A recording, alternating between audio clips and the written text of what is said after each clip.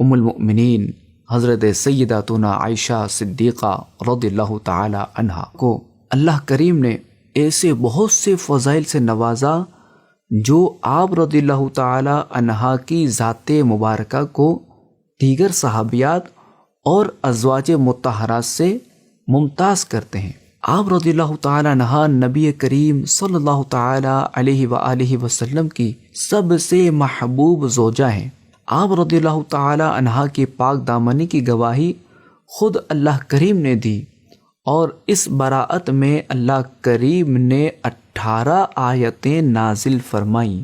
خاتم النبیین صلی اللہ تعالی علیہ وآلہ وسلم نے آپ رضی اللہ تعالی عنہا کے سوا اور کسی کنواری عورت سے نکاح نہیں فرمایا۔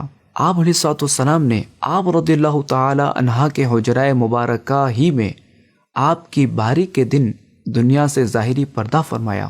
یہیں آپ علیہ الصلوۃ والسلام کا روضہ شریف بنا جو کہ عرش و کرسی سے بھی افضل ہے۔ حضرت عمر بن عاص رضی اللہ تعالی عنہ سے روایت ہے، وہ فرماتے ہیں کہ میں نبی کریم صلی اللہ تعالی علیہ وآلہ وسلم کی خدمت میں حاضر ہوا اور عرض کی، اللہ کے رسول، لوگوں میں آپ کو سب سے زیادہ محبوب کون ہے؟ آپ علیہ الصلوۃ والسلام نے فرمایا، عائشہ۔ میں نے پوچھا، مردوں میں کون ہے؟